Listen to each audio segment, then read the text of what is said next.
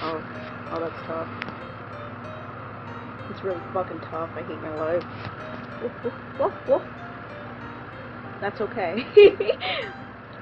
Hello and welcome to episode 127 of My Mom is Being Extra, and this is my way of learning a lesson.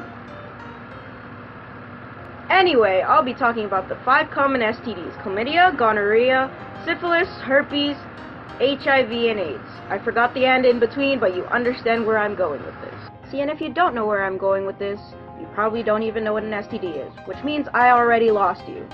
Well, let me explain what it is.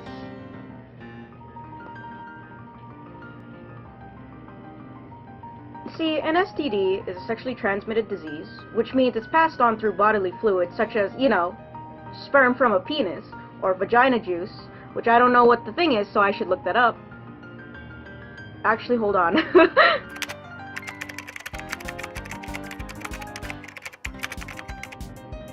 Okay, I looked it up, and it's called vaginal secretions, but it is also commonly referred to as pussy juice, which I can't believe I'm saying, but it's more used, so I'm just saying.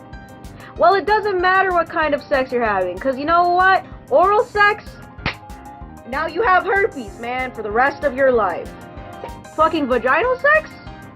Gonorrhea. Boom, now you have that. That's depressing. Anyway. Anal? Well, damn, now you got syphilis, you fucking dum-dum.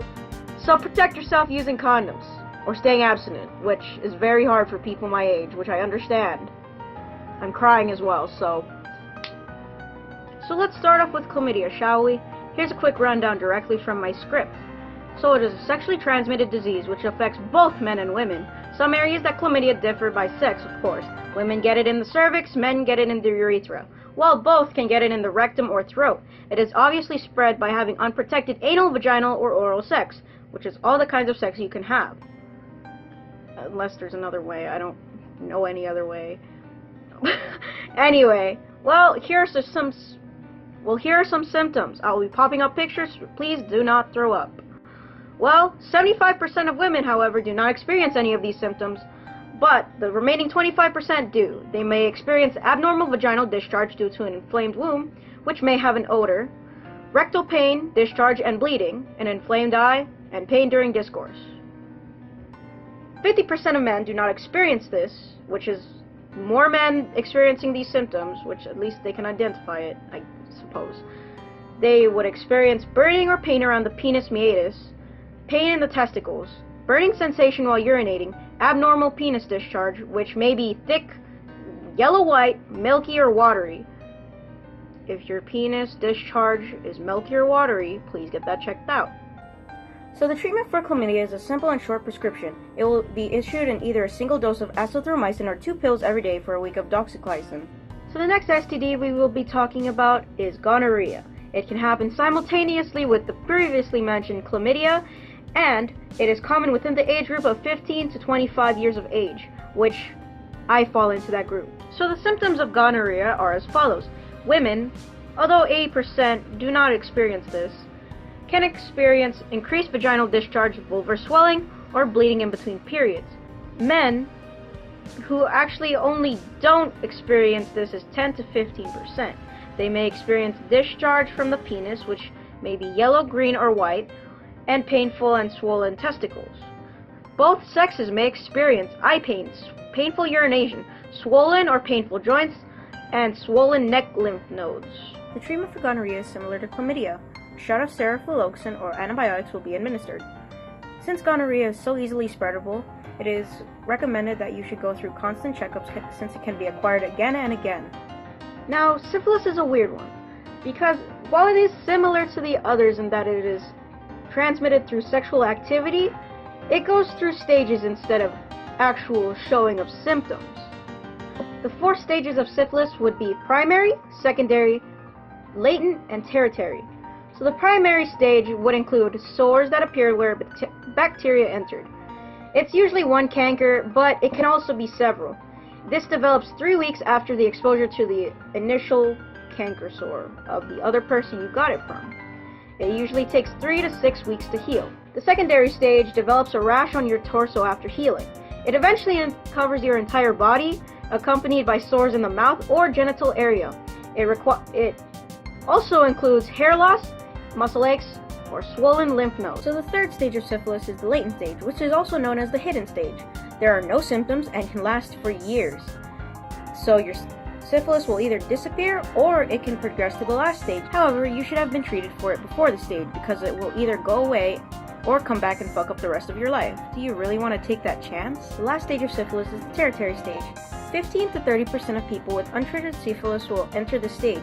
It will damage several bodily functions. It will damage the brain, the nerves, the heart, the eyes, and bones and joints. So if you decide to get treated for your syphilis before your latent stage, treatment will include the prescription of antibiotics, but regular blood tests are recommended to be taken at least a year after the initial treatment. Next up for the chopping block is herpes. There is herpes simplex virus type 1 and type 2. It causes sores on the genitals or mouth. While it does not lead to serious health problems, it is still life-lasting. More than half of Americans have oral herpes, and about 1 in 6 have genital herpes, which is very unfortunate since it's so common. Unfortunately, about 2/3 of all cases do not experience any of the following symptoms, but the remaining 1/3 does experience, well, for genital herpes, the symptoms are pain around the genitals, vaginal discharge, painful urination, itching, flu-like symptoms such as fever, chills, headache, and aching and tiredness. Oral herpes, on the other hand, is less painful than genital herpes, but will include sores around or inside the mouth. It is mild to severe itching around the mouth, swollen glands in neck, armpit, or groin, and infections of the eyelid or eyeball. Unluckily, there is no cure, at least not really. Once you have herpes, you have it forever, but there is an alternative available to soothe the STD. There is the option for antiviral drugs to lessen the symptoms. Since most people don't even experience the symptoms, it goes by without much notice, except for the obvious fact that it's stuck with you as long as you live. The last STD we will be talking about is AIDS and HIV. You may be wondering why there are two STDs being grouped together, and it's because HIV is a virus and AIDS is a condition HIV. AIDS is a stage 3 HIV and develops when HIV already caused severe damage to the immune system's body. HIV destroys white blood cells to make the person's immune system weaker and more prone to diseases. This is acquired through bodily fluids such as blood, breast milk, and of course, semen. As for the symptoms of HIV and AIDS, for the early stages of HIV, there are fever, chills, rash, fatigue, mouth ulcers, muscle aches, and night sweat. In the progression to AIDS, there is rapid weight loss, sores in your mouth, anal, and genital area, pneumonia, memory loss, depression, and other neurological disorders, and diarrhea that lasts more than a week. Unluckily, there is no cure, at least not really. Once you have herpes, you have it forever, but there is an alternative available to soothe the STD. There is the option for antiviral drugs to lessen the symptoms. Since most people don't even experience the symptoms, it goes by without much notice, except for the obvious fact that it's stuck with you as long as you live. Unfortunately, just like herpes, this is irreversible. Except, this one sucks more. But there are things to help treat HIV called ART, which stands for Assisted Reproductive Techniques. ART slows down the virus and helps those infected live longer and healthier lives than without it, also providing less of a likelihood of being able to transmit the STD. It provides HIV from multiplying. In conclusion, as I said from the beginning, protect yourselves, kids, because this can happen to literally anybody. There is no ifs, ands, or buts about any of this. Of course, kids my age, and yes, I am aware I look like I'm still in elementary learning how to multiply, cannot help their sex drive